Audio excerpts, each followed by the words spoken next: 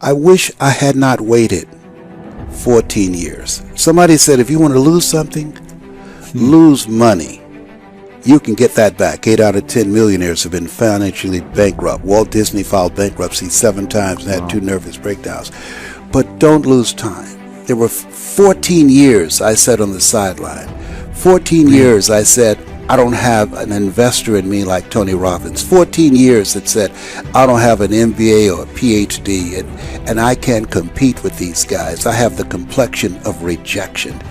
14 years I silenced myself. Wow. And so I regret that, because there are some people that maybe if they'd heard my voice, they would not have turned to drugs. If they'd heard my voice, their lives would have taken a different direction. And I can't get those 14 years back. That haunts me, and I think that drives me when I speak with such energy. I'm trying to make up for that time, but I can't.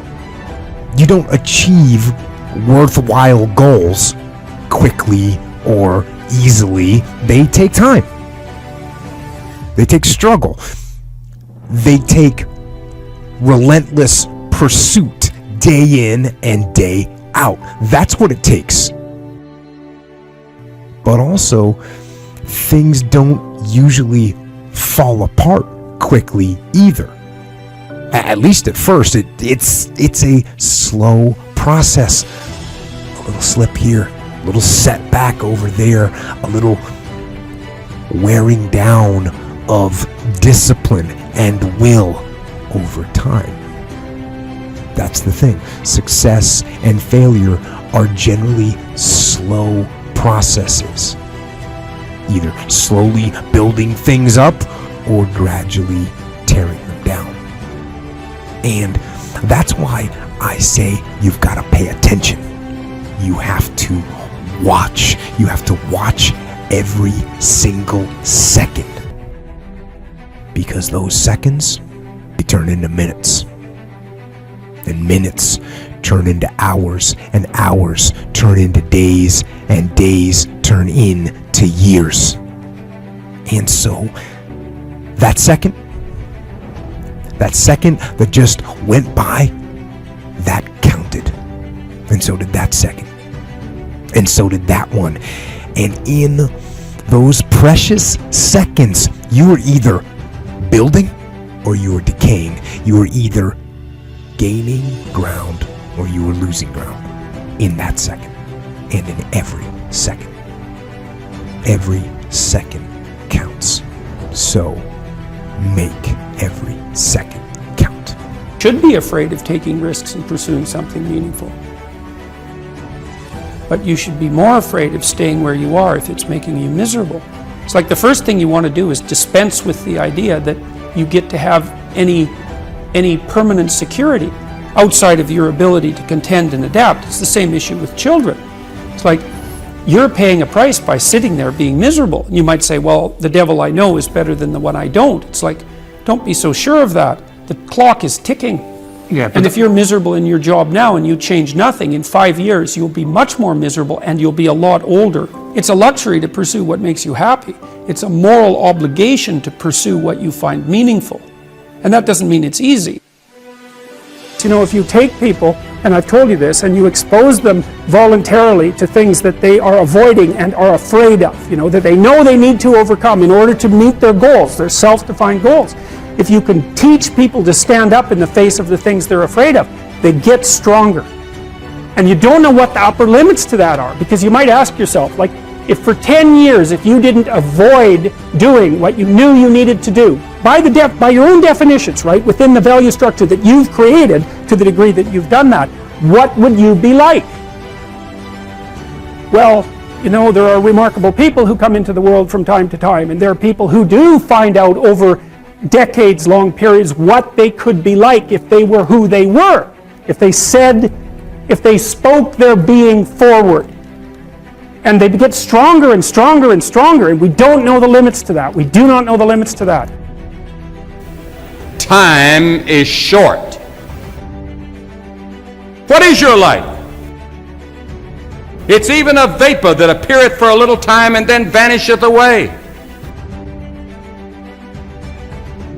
If someone had told me when I was 20 years old that life was very short and would pass just like that, I wouldn't have believed it. And if I tell you that, you don't believe it either. I cannot get young people to understand how brief life is, how quickly it passes. It seems like yesterday I was in school.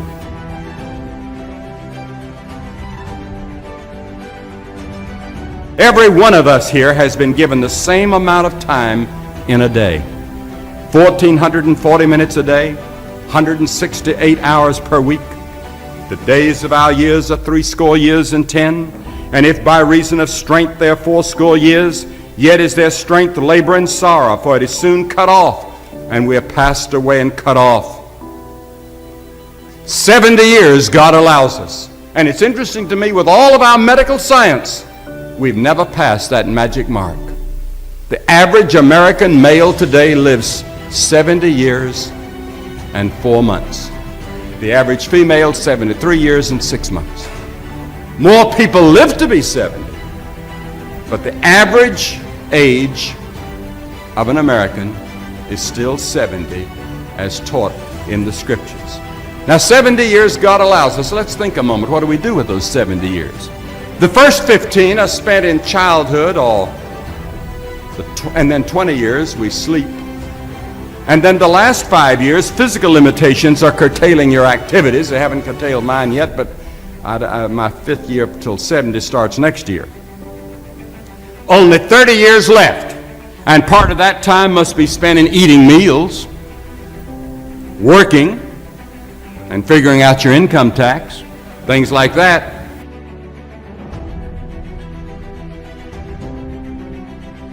Now is the accepted time. The things we ought to do, the classes we ought to take, the books we ought to read, do it now. The family that needs you, spend more time now. Write that letter home now that you've been meaning to write. Money you ought to give now. Time for study, do it now. People you ought to witness to, do it now. Every time the clock ticks, it seems to say now, today, if you will hear His voice.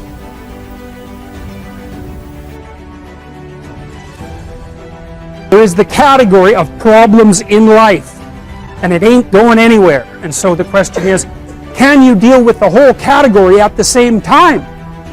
That's the thing. That's how to be in the world, is to deal with that category all at the same time. And so how did human beings, what did they come up with as a solution? And that's so cool too, because the solution they come up with not only was the heroism that allows you to approach what you're terrified by and what you find offensive and to learn from it, but also the idea of sacrifice, and that was played out by cultures everywhere, including human sacrifice. And you think, what the hell was up with those crazy bastards so long ago? They were sacrificing to gods all the time. What kind of clueless behavior was that?